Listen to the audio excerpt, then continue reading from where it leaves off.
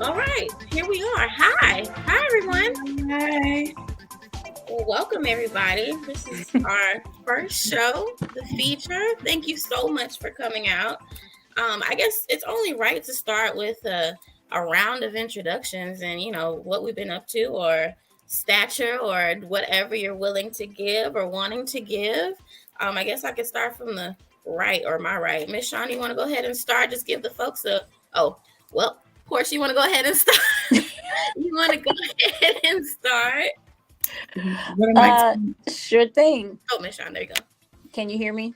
Yes, Yes. loud and Okay. clear. Cool. My name is Shawn Zachary, and I am the director of the Prairie View A&M Black Foxes down here in Prairie View, Texas. I'm also the founder of National HBCU Auxiliary and Dance Directors Association. And let's see, I've been coaching for a long time. I've been with Prairie View for 10 years. That's crazy. That is crazy to think about. I know. And glad to be here.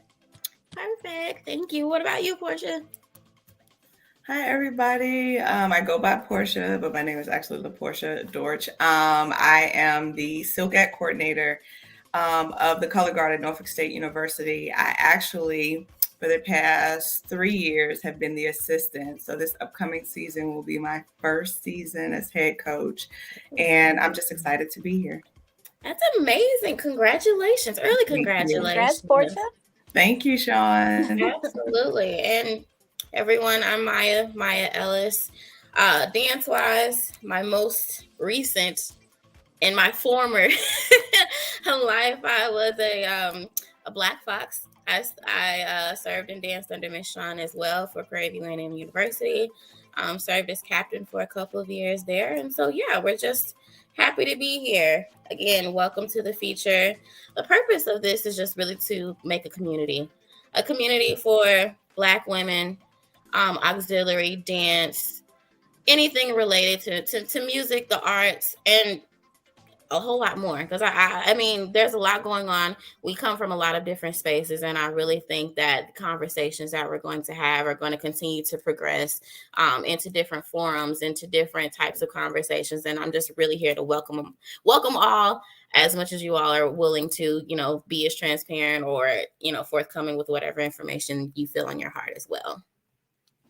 So yeah, let's see. For starters, I was thinking, it's audition season. It's audition season for auxiliaries, dance lines, color guards, all of those things. And I think with audition season, it's easy to say, okay, it's not easy to say. It's easier said than done to say, okay, I'm going to go ahead and audition for these teams. But there's nothing like actually being on the team. And I think I want to kind of get into what that transition is from auditioning, going through band camp, and then transitioning onto the team and what that looks like. I think we all have judged many a different competition, many a different audition process. So I guess for starters, what are the types of things that we look for, or would you say that you all look for when you're doing these types of processes and going through your candidates? And we could just do like a round table. Whoever wants to jump in, if you want to jump in, and we'll just go from there. Okay. I'll jump in first. I think people don't realize that not only are we looking for how they perform, or how they dance, how they twirl, or whatever the skill may be, but at least for me, I'm looking at how you follow directions before you even arrive for the audition. Yeah. So, because it's important to understand, and that as you kind of alluded to earlier, about transitioning from auditioning to being on the team. Sure. One of the biggest issues that we have is people not being able to follow directions and not understanding that when you are a part of a band that's got 350 385 people in it, you have to be able to follow directions, or we can't get anything done. And so when we put that audition process out there, and we put the application out there, and we put the process out there, we do pay attention to whether you follow it or not. We pay attention to how seriously you take it. I get people that still send me selfies for their headshot. Still see the seatbelt across their chest. When they send me when they send me their headshot. So we look at these things. It's important because we want to see how seriously you take it, and we want to see if you can follow directions. So that's one of the things. Portia, I don't know if you guys kind of have the same thing. Right on the head. I mean, it's gotten to the point where that's like the first thing that we put. It's like, please read directions carefully, because you get all kinds of stuff, or I get a lot of questions about stuff that's already in the directions. So I'm kind of like, this is my job to coordinate, but also work for somebody else. And this is kind of taking up time when I try to be as detailed as possible in the directions. I think the other thing for me is we transitioned during the pandemic to doing our auditions virtually. Right. And for some reason here recently, we've had a lot of people with out of state interest. So we've kind of, I'm doing my veterans in person, but any new people, I'm still allowing to do virtual. And the steps are clearly outlined, but it's never quite what some people hit the nail on the head. I found that you either knock it out the park or it's completely wrong. It's never like in the middle. I think one of the things that I noticed with doing them virtual is people aren't mindful of their surroundings. Even though we're not in person, try to make it pretty, make sure it's professional, make sure, you don't look like you have on pajamas, those kinds of things. I mean, to me, should be common sense, but they're not. So making sure that you're in a space that gives you adequate room to twirl and do the things that we ask you to do, but making sure it's appealing.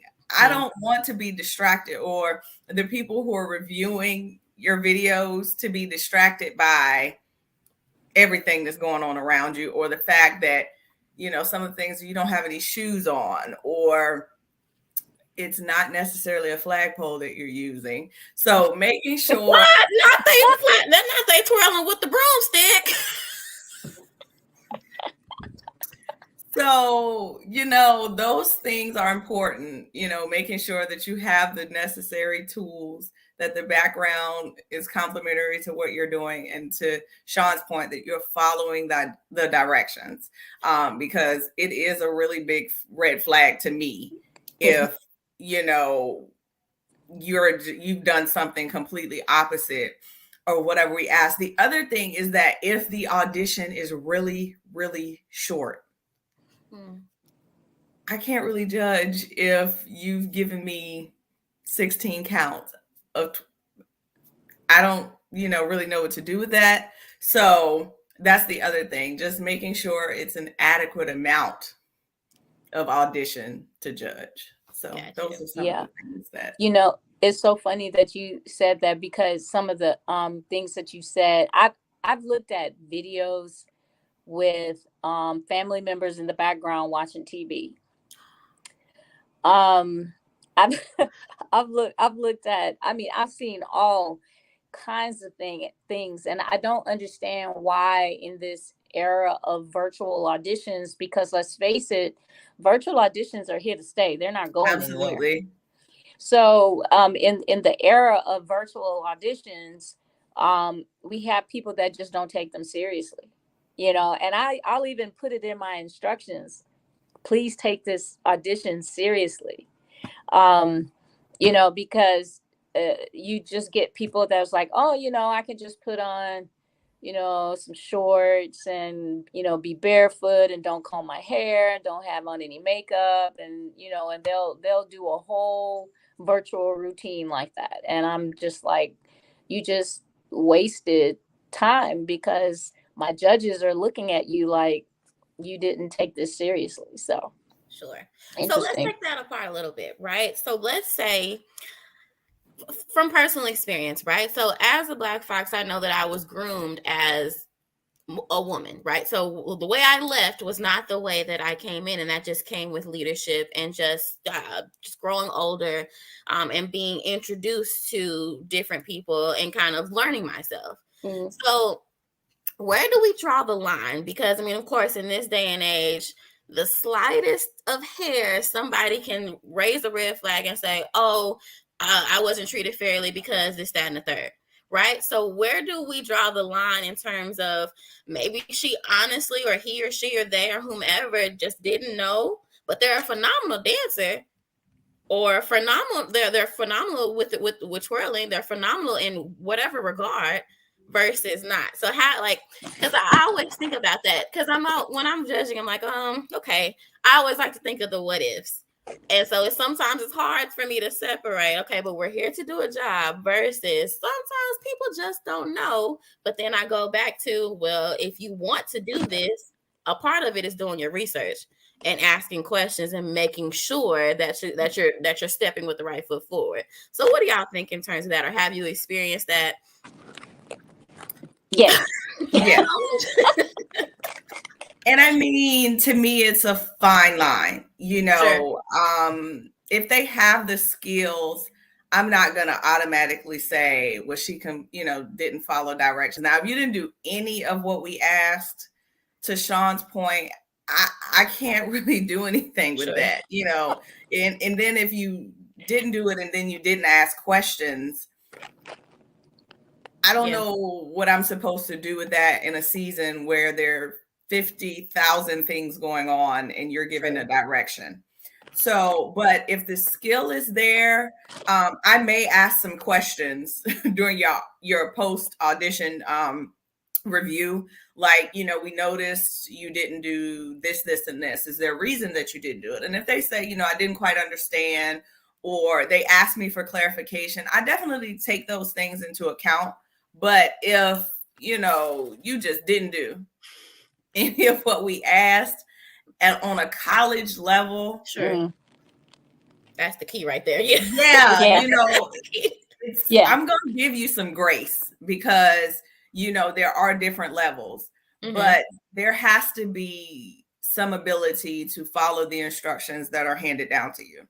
Right. So, because that's part of it. That is part of it. And, I think, Maya, you hit it on the nose.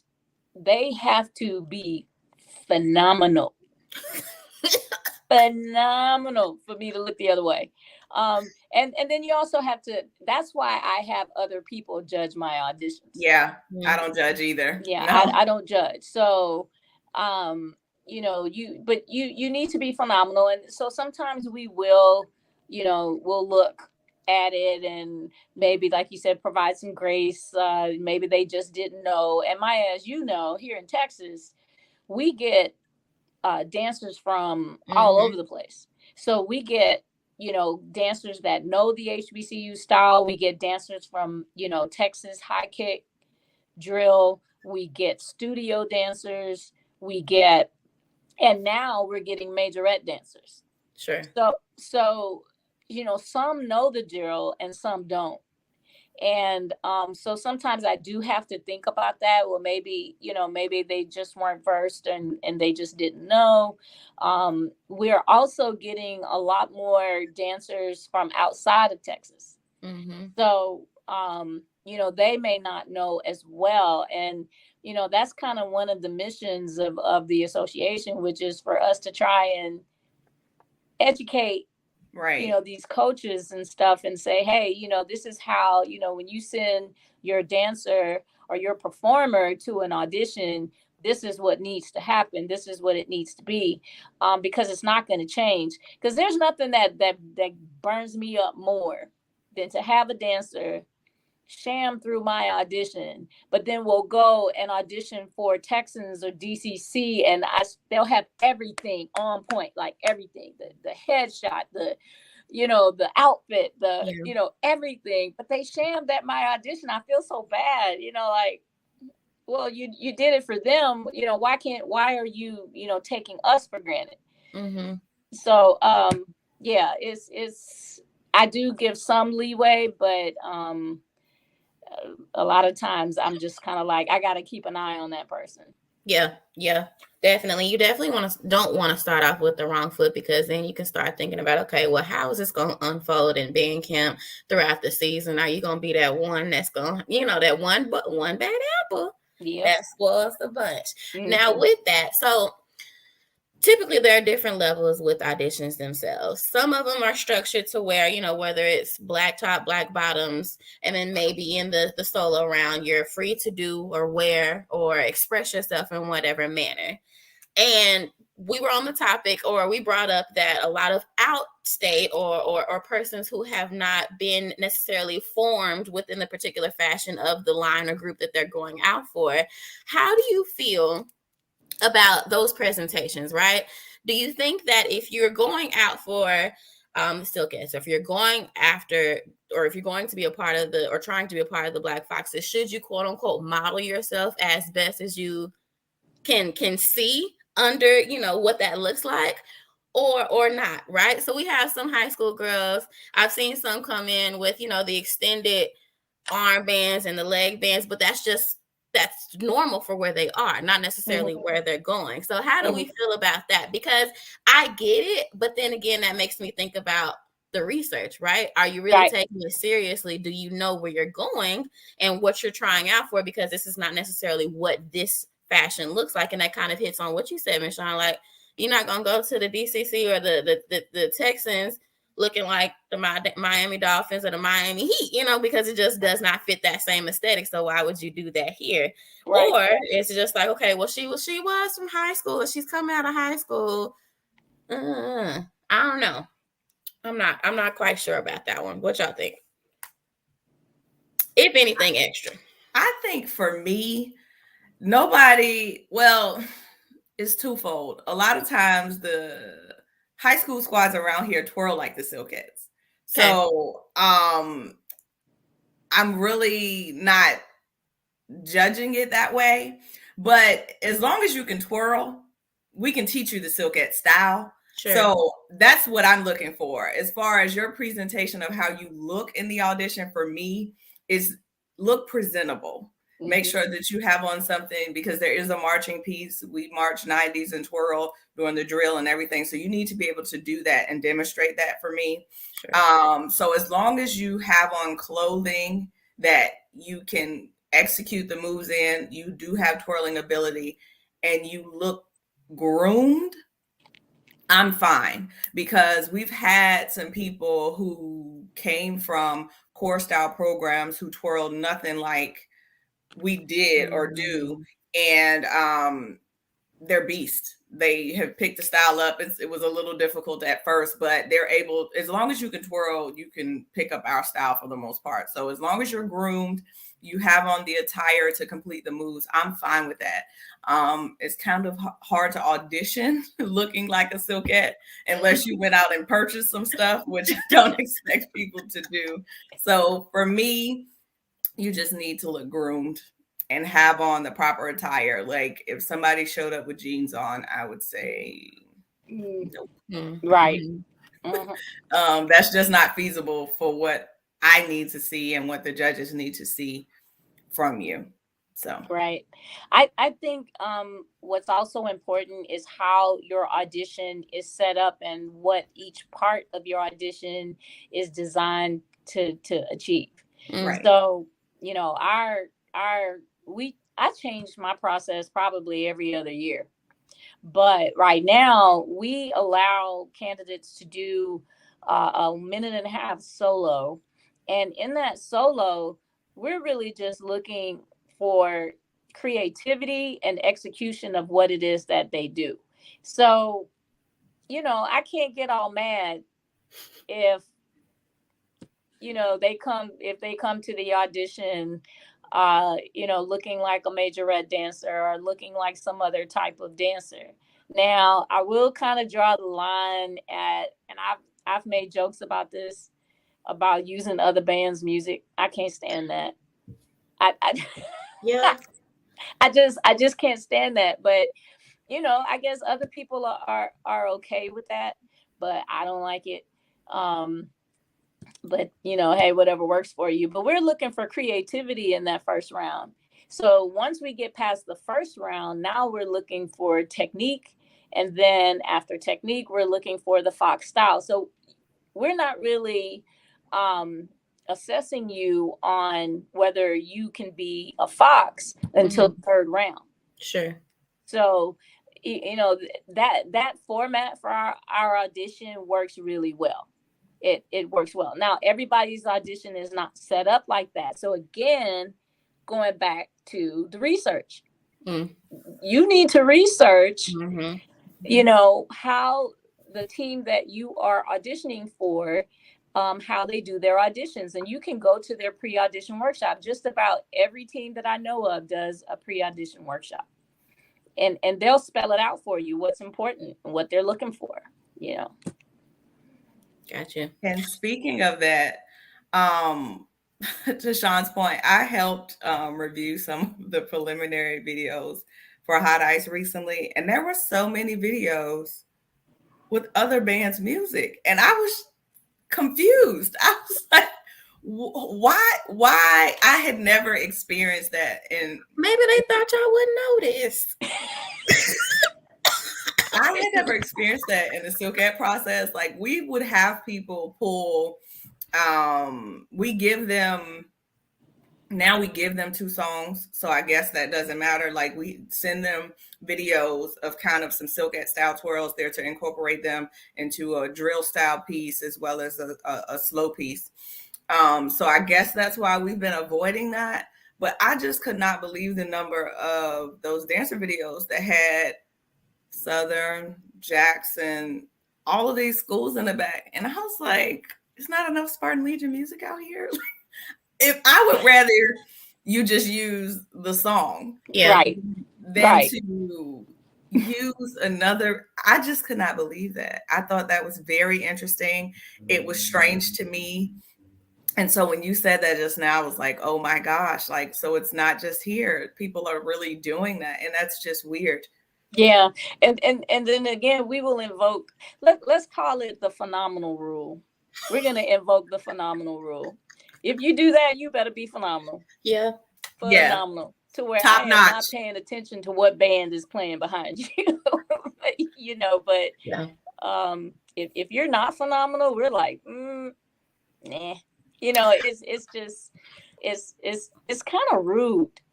It is. That's the word for it. That's the way to phrase that. I was insulted, and they weren't trying out for my squad, but I was like, what is that? Yeah. And I listened to other bands. I'm not one of those people that's like, the Legion is the only thing that ever existed. That's crazy to me, but I just like band. Yeah. So I listened to these other schools, and I'm like, I've heard this. This is like, I could call the school name, and I'm like, this is nuts. Why did you pick this? Right.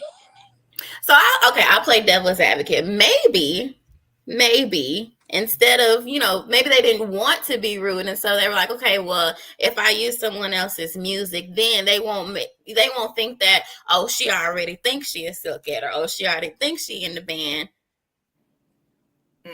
I want you to use okay. If you have to use band music, I would rather you use ours. Okay, so let me hit you with this, right? Within the solo section, right, you can do what have you. How would you feel if someone auditioning performed something that your group has done in the past? And I mean verbatim, not like a little, move here and there, but actually did it. Is that flattery or is that rude?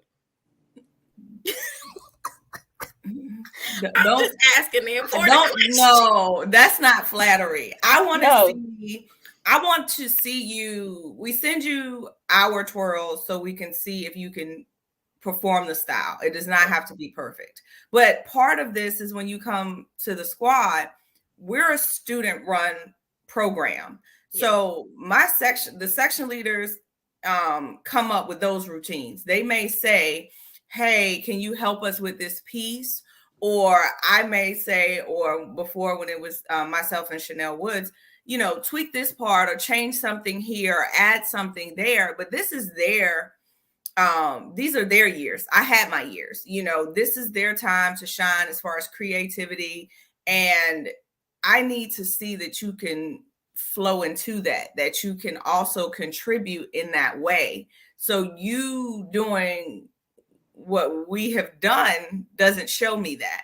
Sure. And the future of the squad depends on that continued flow. And so it's not flattering, it's actually diminishing our ability to evaluate you for the squad. Yeah. I feel that. Yeah. I mean, and Maya, it's not that what you just threw out there isn't, you know, possible. It's possible that's what they thought. But I don't know. I've been trying to get the word out. Like, don't do that. No, I totally agree. And that's why we're having these conversations, right? To be able to get the information from both sides, because there are some people who don't know, and maybe this will be a part of somebody's research in the future, you know? Right. So just to be able to hit it from all angles and be as transparent as possible and really reel it in and dig into what we need, the meat of it, everything. Yeah. Let's see. So we all know once we make the squad, it's time for band camp. Now, if you could have it your way, do you think 2 or 3 weeks of band camp is enough? Or what would you change? What would you add? Or what does that look like to you? Is it necessary? Is it not? How do we feel about it? Because, okay, so from my experience, right? 2 or 3 weeks of band camp, you're trying to learn fundamentals. You're trying to get the flow of the team. You're trying to get all of these different personalities in-house and build a group and build a foundation off of it. Truly, you don't have a real flow of the team until maybe, I mean, to be honest, mid-season. If that, like I'm talking about a true form, and we are all clicking on all fours. Right. How do you feel about that? Is there something that we can do, or what can people do to kind of help build that along? Or is it just kind of the hand we've been given and we have to continue to figure it out? Well, go ahead. Like, well, I got a lot to say about that. Well,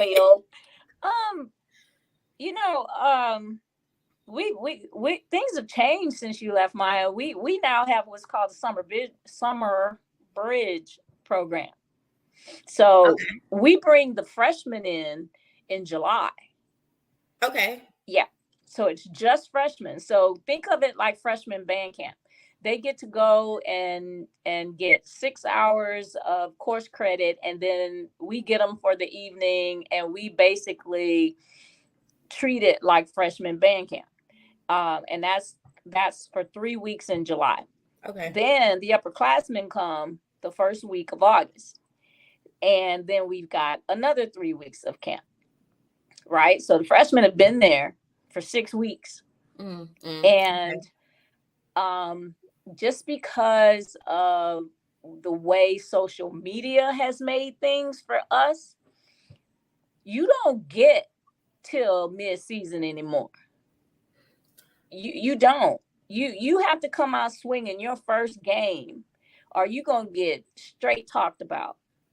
And as much as, a lot of these people on social media try to give you a little grace, and it was the first game, and what grace? I don't know about this grace. No. What's this grace you speak of? I don't know anything about that. They I mean, if you aren't, that's the first thing that people are looking at. I'll never forget at the Labor Day Classic.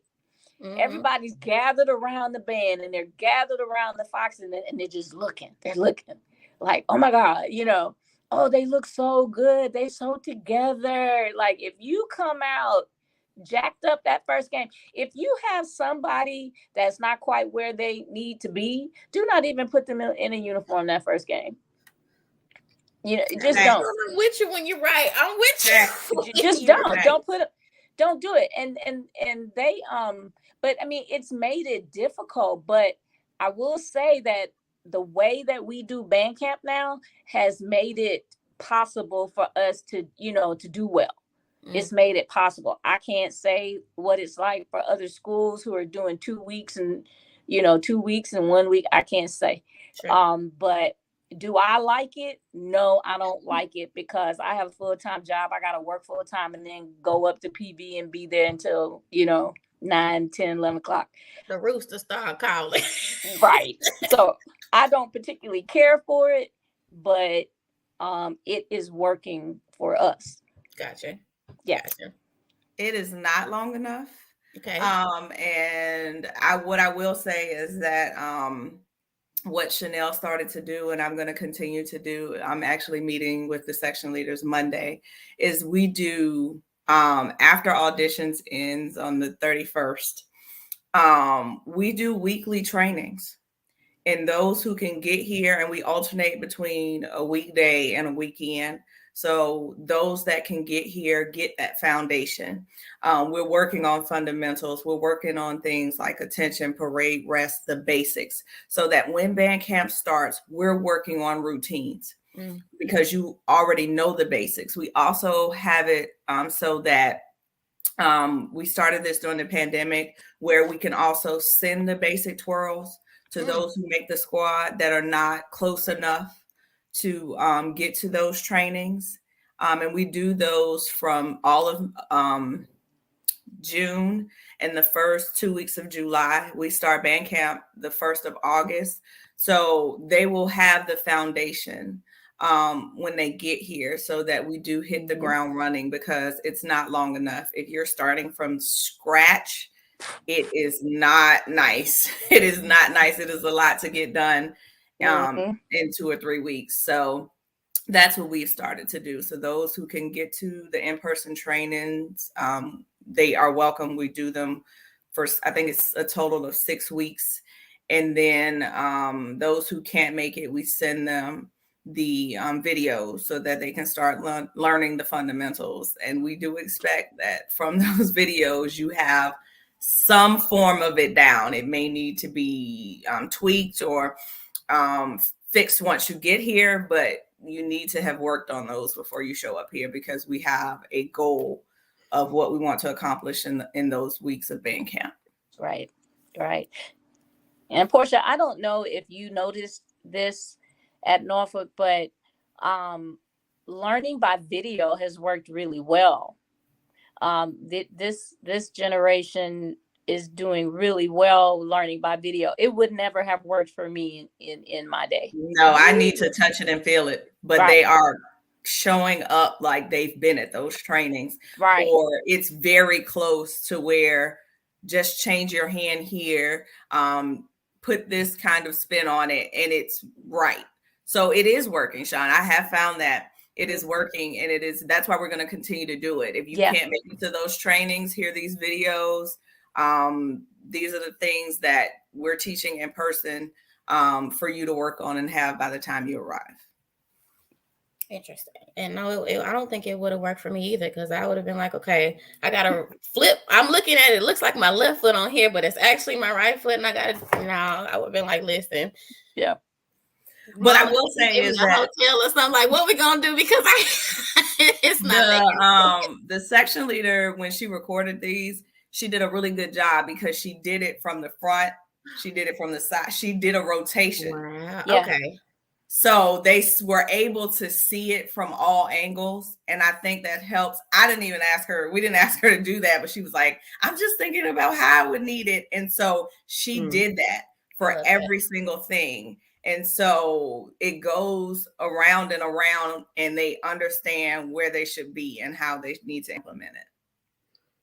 So we've talked about the transition or the start of the transition from the beginning, right? Being new, being a rookie, being a crab, whatever your former language is. What about from the back end, right? So if we talk about leadership, if we talk about old heads, as we spend more years on these lines, we can get a little lax, or our style may change, or the way in which we do certain things, or as we get more comfortable with the style, the look of it may possibly change. And then also when we talk about integrating new leadership, just as, the rookies have to get comfortable with this new style of team, the new style of leadership has to get comfortable with implementing, this is what I see for the season, or this is my take on what this group looks like. How do we do, or do we think that we're doing a good job of, kind of making a space for that to happen? Is that more prominent if it's a student ran type of organization versus not? Or how do we get both sides clicking to where it kind of meshes into one while still giving the leadership that opportunity to shine and say, I was chosen as a leader for these reasons. This is how I see my group performing. Because, I mean, it's inevitable that who's behind you or who you are leading are going to stem from you. They're going to pick up certain things. They're going to display different actions or looks, or even just whether it comes down to integrity and tenacity. All those different things are going to be picked up from the top down. So what do we think about that? Portia, you go. I think for us, the style is really, really distinct. That's fair. So, it's kind of a blueprint there, but we've been pushing for, to incorporate different things into that style, add a flash of something different here. So that's what I challenge the new leaders, and what Chanel and I were challenging previously the new leaders with. What can we do? We're going to be the Silkettes. That's understood. But what can we do to grow? Because anything that is not evolving, changing, like they toss now. We didn't toss when I was there. Sean knows. We didn't do that. But it's dope. And I think that's awesome. They do quite a few things now that I didn't do before, that I think have made the squad better. So what can we continue to add to this, incorporate, improve upon? Because there's always room for improvement. So that was one of the things that I asked them, like, now that you all have this position, what's next? Like, how we had a great season last year. What are some things from that, though, that we can improve upon? How can we grow? What additional aspects can we incorporate into our style to push it forward?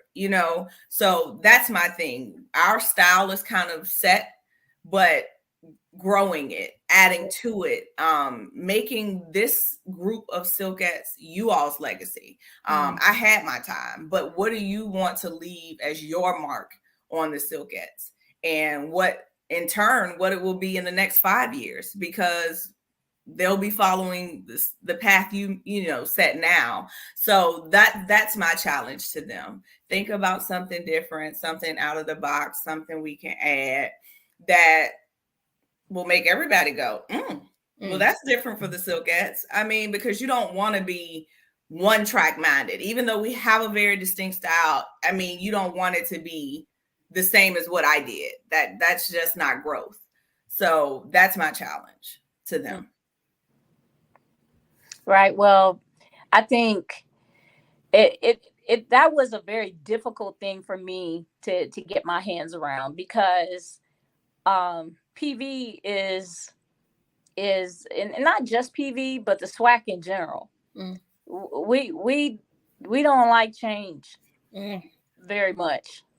So when my first couple years working with the Foxes on my own was met with some resistance, because it was, you're changing our style, you're trying to make us look like the dolls, you're doing this, and well, I don't like that, and what about, we want our old uniforms back, and we want the poofy hair, and we want the earrings, and we want all of that back. And it was met with a lot of resistance.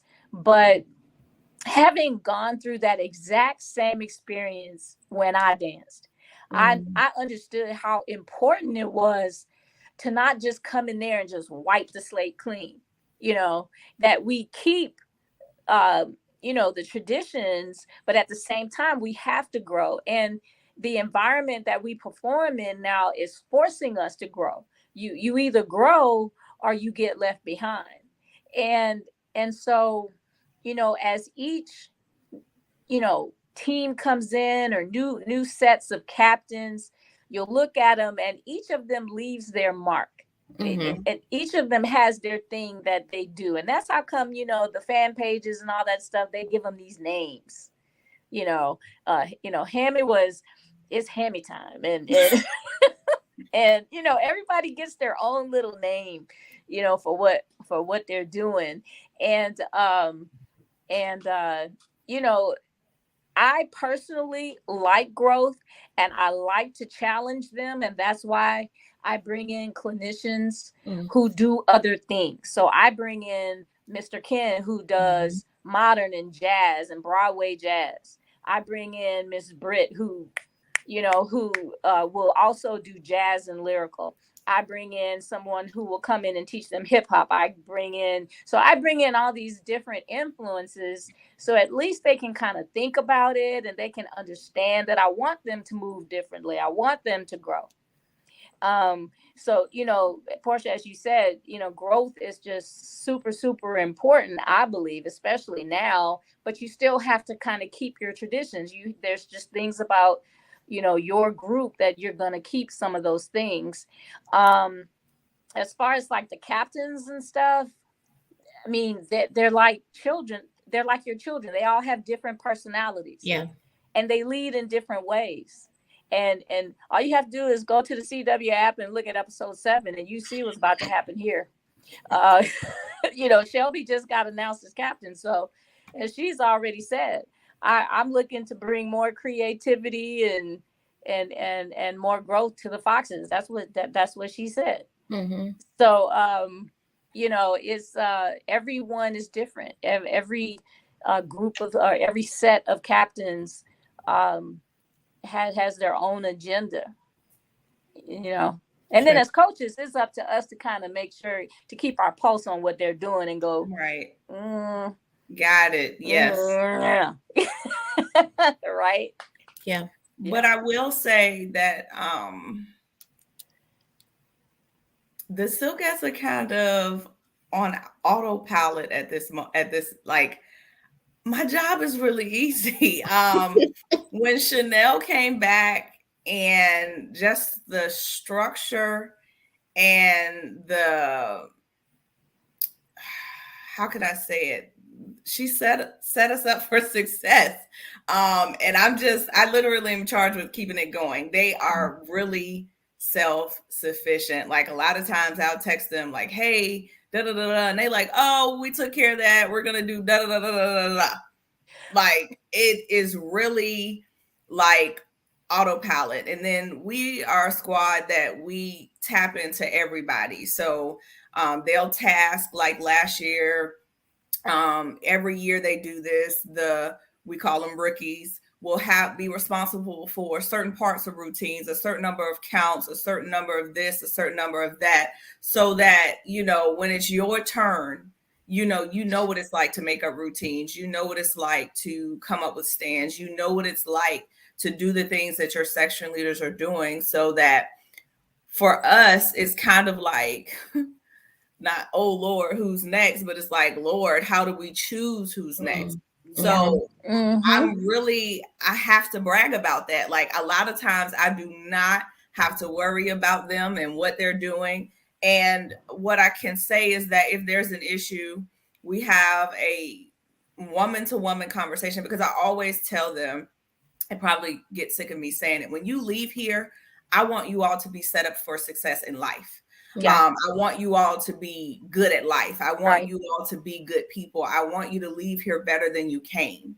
And so we have life conversations. If there's something wrong, we talk about it. We address it. I don't yell. I don't scream, because they're adults. That's the reality, is that these are adults. And so we have those conversations. We move on. And I 9 times out of 10 never have to address it again. So the squad is literally on autopilot. Portia, I feel bad for you when you finally have to get somebody that's like, when you finally get somebody that's like, I don't know what to do, you're going to be so just like put out, because you're going to be like, wait. Like, I'm so spoiled, right? I don't know. It is so literally like, you know, even to the point where the band directors are like, oh, we know they got right. Your stuff, you know, y'all got it together. You know, we don't have to worry about y'all. So I don't know, Sean, I don't know. I'm probably gonna have a heart attack or something when I finally, if that day comes. Well, let's find some wood to knock on so we can keep that going for as long as possible. As long as possible. So when y'all were talking, that kind of got me thinking, right? So no one is ever going to be satisfied. No, there's not going to be any group that's ever going to be 100% satisfied. So how do we continue in the light of giving respect to growth, but then saying, okay, well, how much respect do we give to the tradition? But then how much respect do we give to everybody not ending up looking alike? Because at the end of the day, everyone is going to feel some type of way about it. So what do we do? And what is the right way to do it? Because, you know, I read now, being on the other side of it, sometimes I read the comments like, this is where people really think. And it'd be the main ones who ain't never set foot in, toe in, placed a hand around, and pole, and saber, you know, anything. Ain't took a technique class to save their life, but be the main one going to town in the comments about how right or wrong something is. Right. Oh, everybody looks alike. Oh, this, that, and the third. So it's like, what do we do? What do you, or how do you all handle it? Or do you just say, child, please? You just have to not care. Yeah, I don't worry about that. You know, I get it a lot with the Silkettes. They look too much like this. Why are y'all doing that? It doesn't, you know, I don't like you all style, but is it tight? Is it good? Mm-hmm. You might not like how they look, how it compares to everybody else, but it's going to be tight. Mm-hmm. And it's going to do our job. We're going to add color. It's going to complement the music. So unless you're saying we did something bad, and even then I don't care because that's your standard. That's not ours. Sure. I look at the comments, but I don't care about the comments. Right. If it makes sense. Sure. I can't worry about that. My goal is to make sure that these students get the best experience possible. My Legion experience changed my life. I had an absolute blast. Hills, valleys, ups, downs, highs, and lows, but it was life-changing for me. And it's still one of the best experiences of my life. I can't help foster that kind of environment if I'm worried about the outside. True. Right. I just want to have a sidebar, Portia and Maya, that I was with both of y'all when y'all were students. Yes. Sidebar, did you know that, Maya? Did you know she was? I did not know that. No, I didn't know that, but yes. I was at Norfolk State when Portia was a student. Yep. That makes, wow. I feel old now. Okay. No, that ain't no old. I that's feel old now. Back to our scheduled programming. Okay, but no, that's full circle. Look how life came full circle. The years that I was captain, Sean was there. Yep. Same. Yep. Same. Yeah. Wow. But I will tell you, and I'll echo what you say. It's, you know, you just can't care. And it actually got to the point where I had to designate the Clapback crew, and if you remember, wait a minute, now we're talking. You said it's a bunch of Marcia Stone band members that go in there and clap back every time somebody says something stupid. They go in there and clap back at them because I'm not going to deal with it, right? Yeah. And I've told the Foxes that they can't deal with it. Yeah. So I have the Clapback crew. Donnie used to be one of the big ones. He was the leader of the Clapback crew. So I don't even have to designate. The Silkettes do not play about the Silkettes. So you're not gonna save us so much before somebody, and even the Legion, we know we're different. The whole program is different. That's just how we are. And you're not gonna say too much about the Silkettes. I mean, they are really, I mean, the band told me this year, if you want to have a good time, you invite the Silkettes. And I was like, what? So, because they're really, really fun, personable. people. So, Yeah. you know, the Legion is really protective of them. So you're not going to say too much crazy because they're going to be on it. Like what you say, what your squad look like. Right. You know, we'll put the Silkettes up against anybody. What you got to say? Like, right. That's how they roll. And the Silkettes, especially old Silkettes, some of them not wrapped too tight. So I don't even have to deal with that. You know what I'm saying? Like, and you know, a lot of people get into comparisons with us, and my attitude to that is we're gonna do us all day long. Yeah. And it's gonna be good. You might not like it, it might not be your cup of tea, but you will not say it's raggedy, you will not say it's not tight. Right. So and I just don't think that you ever want to change so much that they just don't recognize you. Sure. You know, and so like I said, having gone through that myself, I'm very sensitive to that when I'm doing things with the Foxes or I'm giving direction, or, you know, even when they, I'm real bad. I'm real tight on them about doing things that other teams do. I'm real tight about that.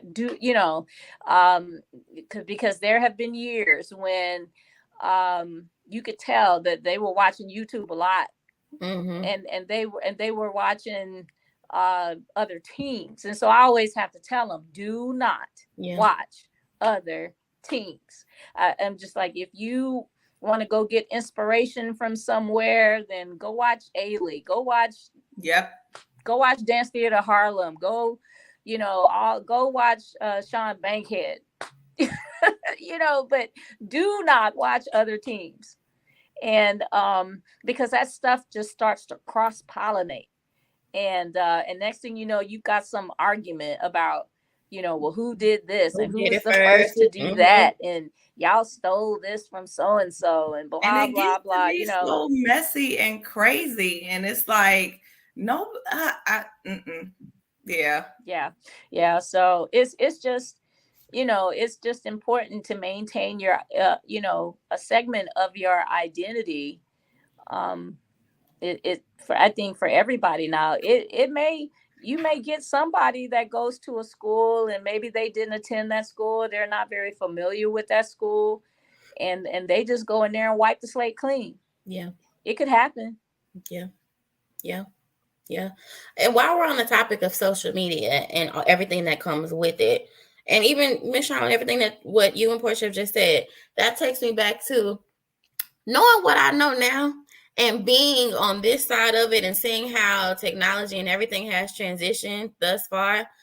I would do my years. So now I had a blast, but I would do things so much differently. Now, what I don't know, or what I am thankful for, is that in terms of how prevalent cameras, people, as soon as you do the first two-way counts, or as soon as you march in the stadium, YouTube got on the internet.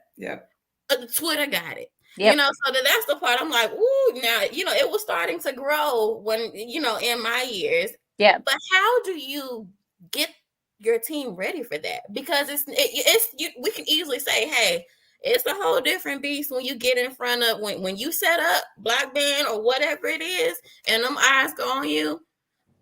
It's a totally different story to be able to say it than to actually feel it, see it, and kind of and be in the moment with it. How do you get somebody ready for that? The name calling, I remember one year we went to the Cotton Bowl and it was a whole person with my face on the shirt. I ain't never seen this person a day in my life. You know what I'm saying? Like those types of things, or people trying to grab at you or nab at you, or, you know, and all those different things. Like, how do you prepare somebody for that in real life? Because it's truly crazy, and there's no amount of words that I can kind of explain this in until you actually get into those shoes and actually feel it and experience it for yourself. Right. But it's just like, how do you prepare somebody? How do you prepare someone for that? Or do you guys have that conversation with your teams? Or is it just kind of like, you have to. You have to, because I think it's dancers experience it more. But like I said, up here, Silkettes, and I mean, even in some weird places, Silkettes have like their own following. So it's some weird stuff. Like I still go places and they'll be like, "You're Portia. You marched from 06 to 08. You were captain after 1 year." And sir, Wow. ma'am, Yeah. calm down. It's Wow. all of this is weird for me. Yeah. But you have to have those conversations. Part of what I say to them now, and it is different from when I was in the band. I mean, people had to record it, then go back to wherever they were staying, living, whatever, upload it, and then it was on the internet. This instant thing is something different. So what I tell them is, because we're in the MEAC, and that's a whole nother story. It's barely any bands. We are the MEAC. I feel that's right.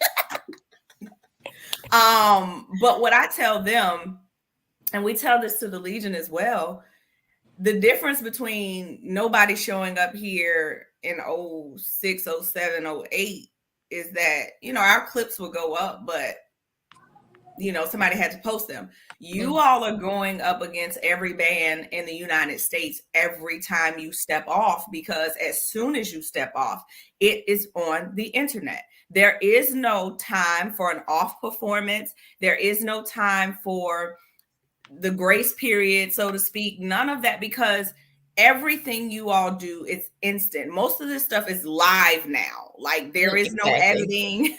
There is no, it is what it is. So you all need to be performance ready at all times. And if you cannot check out, I'm telling you, I used to literally, I tell people all the time, when we did Honda in 07, everybody was like, that was the most amazing performance ever.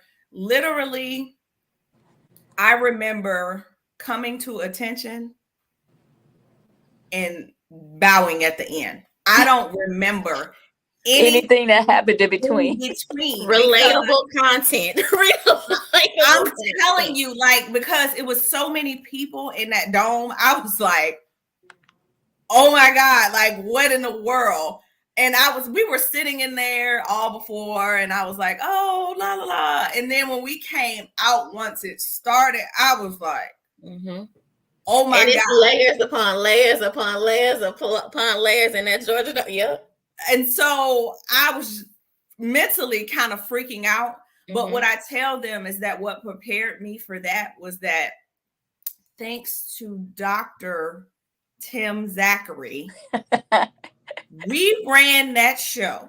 Yeah, exactly. So many times. Yeah. That literally I was probably having some sort of anxiety attack and went into autopilot. My body did what my mind couldn't do at that moment. Right. So what I use that as, and I tell them that story every year to convey to them the importance of preparation. Right. Because you're going to be faced with some situations that sometimes your mind cannot handle. Exactly.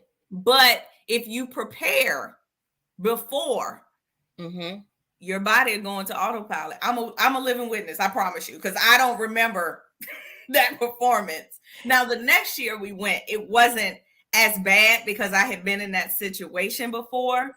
But that first time, and I'm going to tell you, I experienced the same thing in Houston when we went this last time. That was my first time being on that stage as a coach. Yeah. I felt like the same thing. I literally could not stop moving, like I was freaking out. Yeah. But they killed it. But literally, I had to say to myself, you all have prepared them. Yeah. That's all you can do. Right. But that's my message, is that you have to prepare. You have to put in that time beforehand, because it can be scary to be on that stage and to have people grabbing at you and calling your name. And if you're not in the right headspace and you haven't prepared, it can go real bad.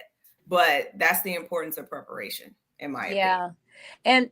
And I'm old school, y'all. And as much as I have tried to balance how we interact with the audience and how we interact with social media. I'm still very much on the conservative side. So there are but you do have to prepare them because it takes on a life of its own. And one of the big things now is those fan pages, and it's not just fan pages of the team, but it's fan pages of individual people. And I I always have to kind of warn them, because I say, you're smiling and you're grinning right now. I said, but something that seems really good can go left really fast. For the good that it might bring, it can also bring you some bad. Absolutely. So I talk to them a lot about exposure and social media. Maya, with our rules and regulations, we have rules about what you can and can't and should not do as a fox. You have to understand that being a fox is not something that you take off when you leave rehearsal or when you leave a performance. You are a fox all the time, and that is for everybody. Exactly. It's for everybody. You represent that organization and your university all the time. So if you decide to go to a club with some fox gear on and start dancing on tables and things of that nature, it's not going to be look at Maya. It's going to be look at that fox Maya. Yep. And so you have to explain that to them. And we do a social media fast during camp. And I know some other teams that don't allow them to do any personal social media at all during the season. So it's you really have to drive it home, and there has to be consequences for people who don't quite get it, who don't understand. Who maybe didn't hear me all that well.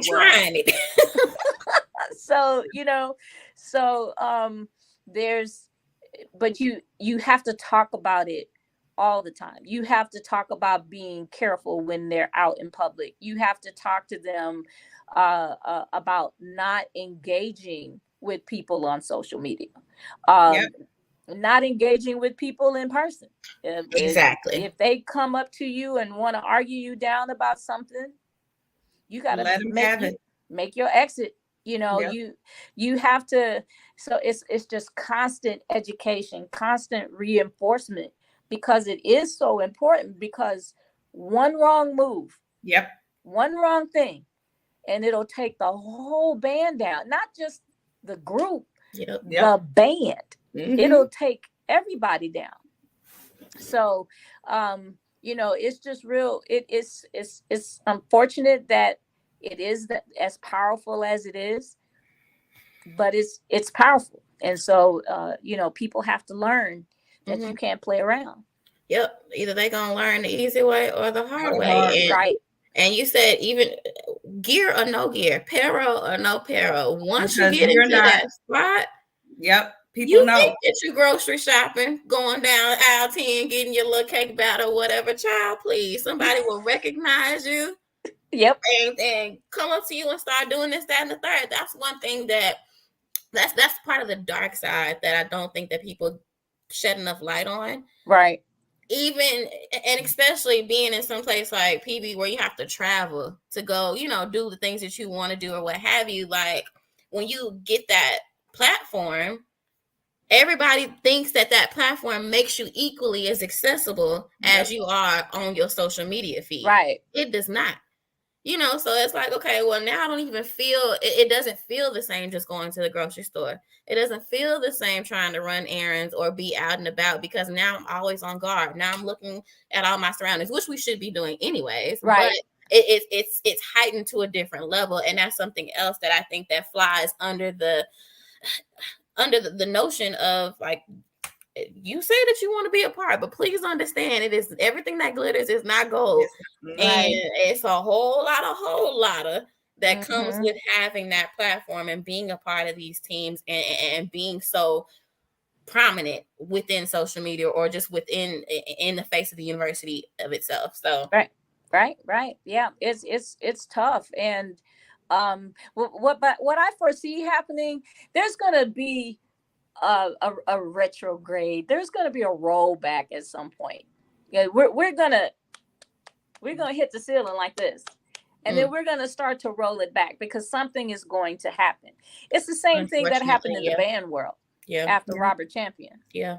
You know, you hit this, and then all of a sudden everything kind of rolls back, and eventually, you know, we're going to do that as well. I think that people, more and more people, coaches, band directors, they're starting to realize that, hey, you know, my face is all over the place, and there's somebody making money off of it, and I'm not getting any of that money.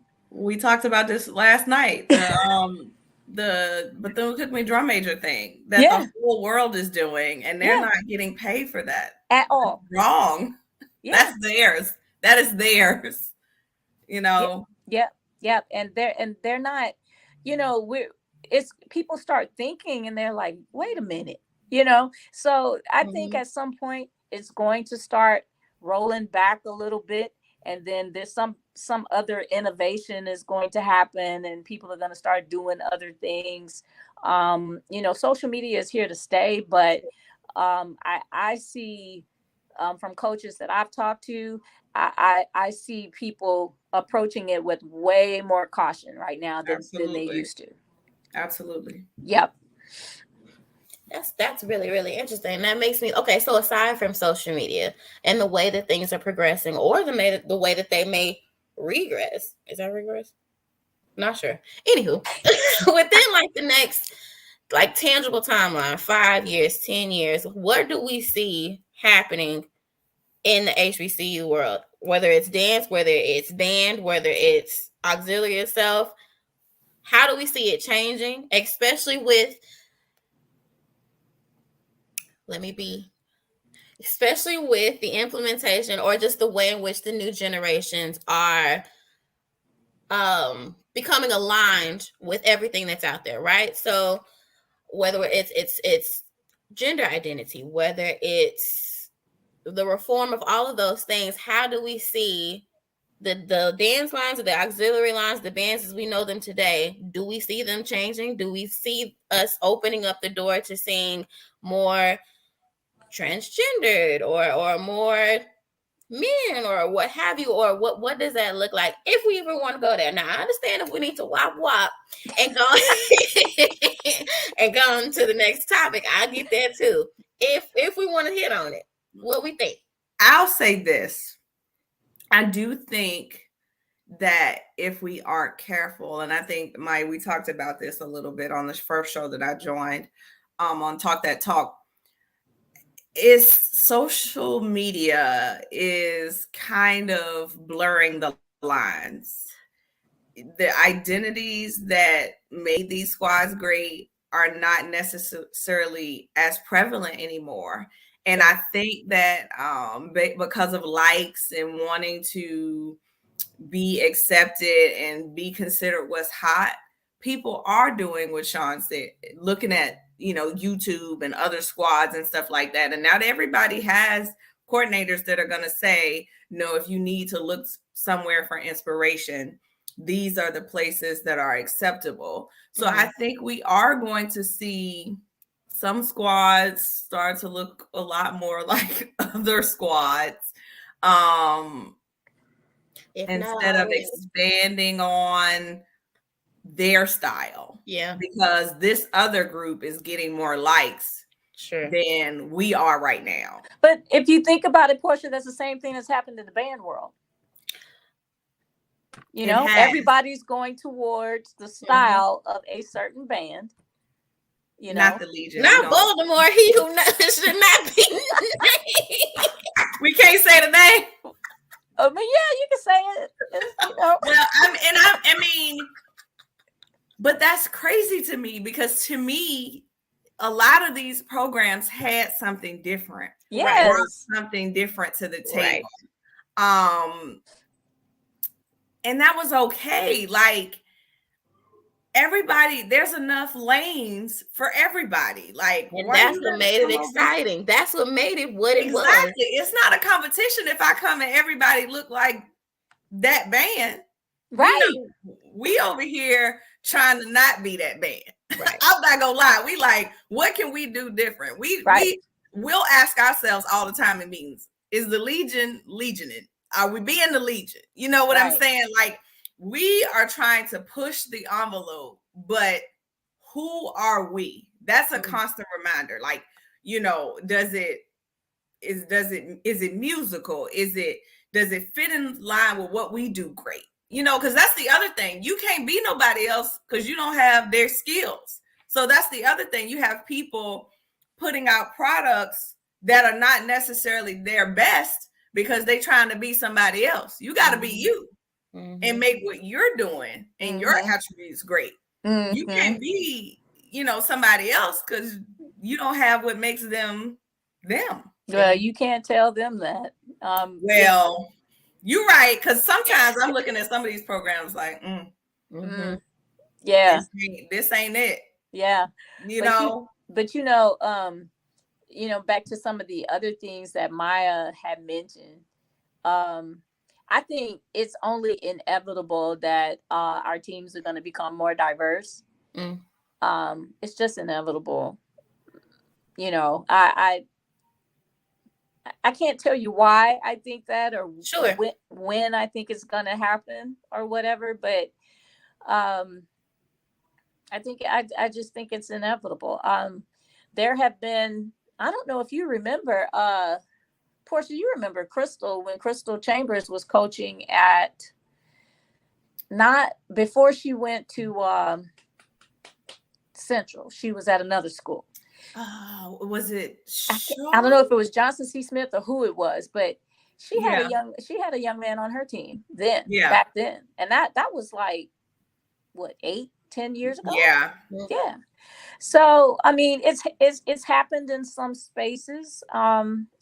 And it's only inevitable that it's gonna start to kind of go in other places, but people have asked me all the time, can boys audition? Yeah, they can audition. But it's our biggest problem at this point, and this may be something you might want to talk about, but it has been the proliferation of stand routines that has taken over HBCU dance. So you and this is something that we need to tell the young people who are auditioning for our teams.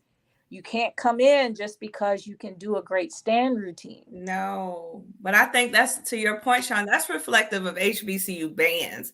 Like, when I was in the band, stands were important, but that field show made you that's the winner. Who got out there and put on a complete show? This is a marching band. Right. You can be great in the stands, but can you march and play these tunes? Right. Can you put together a show that makes sense, that is high energy, musical from top to bottom? Can you do that? Because if you can't do that, we're not worried about you. Right. And now there's been this shift of people in a marching band standing still and playing songs, and that make you the king. I'm sorry. Where's the field? Okay. Marching band. What are we doing on the field? Marching band. Because if we gonna if we gonna do something different, call it stand bands, right? Or pep bands, or whatever else. I'm being real. Like, put that on the shirt. They weren't that good on the field, but the stands was great. Yeah. What is this, a pep band? I'm sorry, I don't care about that. That field show was not that. It was not. But I mean, I just look, and I'm a purist. I'm a little bit of a snob. And so Sean. I just, y'all probably made me that way, but I'm for real, because Sean, how much the stands were important. You need to entertain the crowd and all of that, but our job is to show up and put on a field show. Field show. It's all about the field show. That was a hashtag that I used quite a bit. It's about the field show.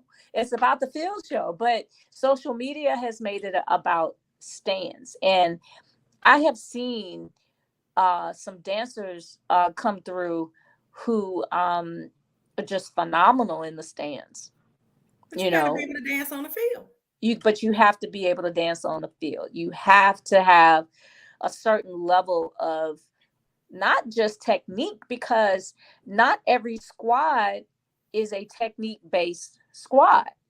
Okay. But you need to be able to present yourself, and you need to be able to have showmanship, and you need to be able to project from the beginning of that song to the very end of that song. You have got to have stamina.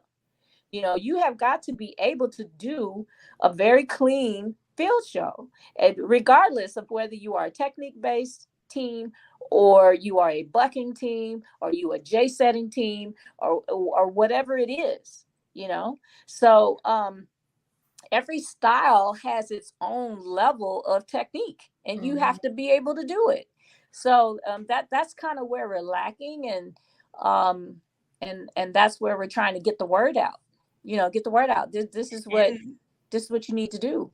So for us, it's the opposite. Like, a lot of people don't even realize how much the Silkettes dance in the stands, because we're known for the field. And I'm okay with that. You know what I'm saying? Like, they kind of want both worlds, and I see that, but even when I was in the band, like, did we kill it on the field? We gonna have this stand stuff was for us, fun for us. This is the fun part. We took care of business. Let's get to this fun. You know what I'm saying? But for us, it's the opposite. Like, we know for our field stuff, they do dance in the stands. They do a lot more dancing than we did. I mean, the stuff be cute too. That's what I'm talking about, creativity and innovation. Some of it, I'd be like, teach me that. That's cute. You know what I'm saying? But it's the opposite for us. And I'm okay with that, especially as a coach. Like, I want you to do this field stuff, and then we can work on that. But you got to get this first. You know what I'm saying? You have to be, the goal is ultimately to be well-rounded. And it burns me up that everybody is focused on these stands, because it's a stand band, pep band. And that's what I'm saying. Like, that is something that could be a whole segment, a whole show in itself. Write that down. Put that on the ballot. Write that down. Go ahead, Maya. Write that down. Oh my goodness. I don't even know how we ended up here, but it went bad somewhere. But you know what? And that's what it's about. And that's what I love. Like, for us to just be able to, we can have a topic, but it's supposed to flourish. It's supposed to kind of hit from different angles and make it that way. We know we're having a conversation. Yeah. And we're trying to hit all sides as best as we can. Right. So I'm loving it. And I think that we were talking about phenomenal. I think this was phenomenal. I think for the first time, I think that this was phenomenal. Y'all seen that TikTok or that sound that said, "Boy, we had a time last night. Boy, we had a time tonight." And I think for me, is to see that these things aren't in my head, like the different things that I'm experiencing, Sean is experiencing. I'm not crazy, because some of this stuff, when she said that comment about them using other band music, I was like, Lord, was she here with me when I was thinking that?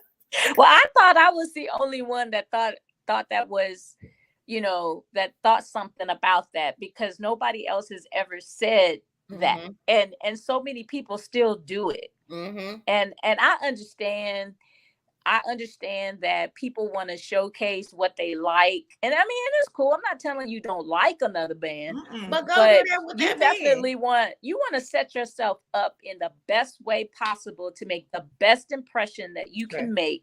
Absolutely. For the judges. Absolutely. I love a lot of bands. Yeah, like, me too. I have a favorite dance line. I have another flag line that I'm like, I'm really rooting for them. Like, they look good. I like what they're doing. It's other programs that I'm interested in, because y'all, my connection to y'all, I'm always watching the Storm. And so, I mean, that's not a bad thing. And I actually think it's weird when band people are like, the only thing that ever exists is this. What are you talking about? Like, there is some great stuff going on out here. Yeah. And we need to be celebrating one another. Yeah, we do. We do. You know, but don't submit an audition video with that in it. No, don't do that. If you don't take away anything else, let that be a tip to you. Free game. Okay. Free game. That's hilarious. Thank y'all so much. I feel so good. I feel so empowered. So do I, Maya. I'm so glad that you invited me to do this. Now, Miss Shauna, you know, now who else was I gonna call?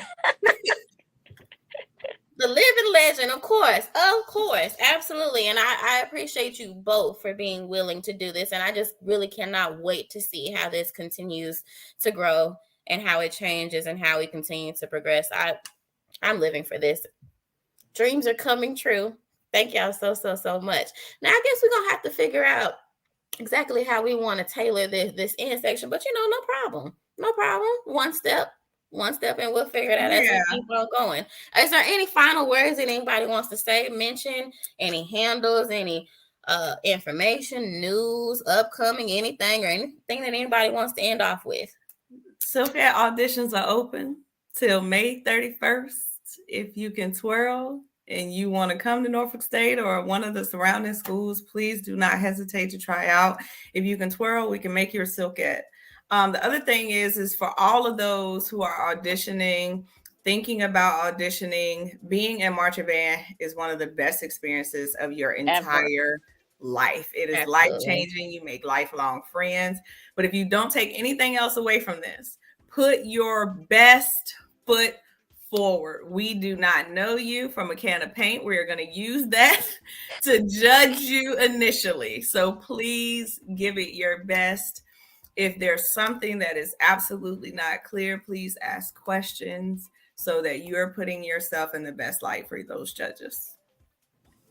Absolutely. That's great. That's great advice. I would first of all, I just want to say I'm trying to like side eye the comments and stuff, but I'm seeing people are saying hey, so we're like, hey y'all, hey Leslie, hey Quan. I saw Coach G earlier. Hey Coach G, but I would say that, you know, again, it's just so important for you to research. One of the questions that didn't come up, we might be able to talk about it later though, Maya, is how do coaches feel if you're going around trying out for more than one team? And because things are so tribal right now, and there are actually some teams that don't like it when you do that. Some teams don't care. I don't care. Because I believe that if you want to dance, you should be able to dance. But I'm different. Some teams don't like it. So you need to figure that out. You need to, get the skinny on the team that you are auditioning for, because coaches talk. Yeah. And if I happen to, mention to someone, oh yeah, so-and-so showed up at my audition, and then that coach is like, well, oh yeah, she showed up at my audition too. Like I said, I don't care. They might care. So that, do your research. Always take it seriously. Don't underestimate the value of the experience that you're going to get from the audition, from being on the team, and from being in a band family. Just don't underestimate it. It is the best experience ever. Even if you don't make it the first time and you decide you're going to go back and audition again, go better than the first time you went. Don't go back and be the same person, the same skill level that you were the first time. Because what happens on these teams, the skill levels just go up and up and up and up. So what may have gotten you on the team last year will not get you on the team this year. Okay, if that makes sense. So You have to, if you've decided, okay, I didn't make it this time, but I'm gonna go back next year, get in a dance class, or go, or increase your stamina, or get someone who can give you private lessons, or whatever it is, but don't go back the same way you were the first time, because that's just a waste of time. Yep. So that's my best advice that I could give to anyone that's out there. Good luck to you, and follow the directions. and good luck. I hope y'all, whatever team you're going to be trying out for, I hope you make it. Yep. Exactly. I mean, overall, whether it made it and didn't make it, there's always a lesson in the journey. That's right. And I hope that there's a lesson in this journey, and there will continue to be lessons. I was taking a look at the comments, and thank you for saying that gems were dropped. I hope that they continue to be dropped, and sprinkled all over the place, so we can all flourish, and that we can all do the best we can to kind of feed back into the art that we love, and feed back into the community that we love, and be able to kind of have those conversations that need to be had. Right. Negative, well, I won't say negative, but good or bad, the highs and the lows, we need to talk about all of it, because that's the only way we're going to grow and get to where we need to be, want to be, and are. Mm-hmm. So I thank you both. I can't wait to do it again. Now, I do think that we'll be right back here 2 weeks from now. I think right now we're trending on an every other week basis. In the future, I would like to be able to get some feedback or some chime-ins, whether it's emails from our viewers, so we can kind of feedback and kind of answer the questions that we get as well. We'll roll that into the show as well. But I mean, hey, for the first one, we truly had a time. This was amazing. You ladies are beautiful. You're so talented, and I appreciate everything that you're doing, including being here with us tonight. So thank y'all so much. You're welcome. Thank you. Bye. Good night, Doc. Good night, everyone. Bye. See y'all next time. Good night.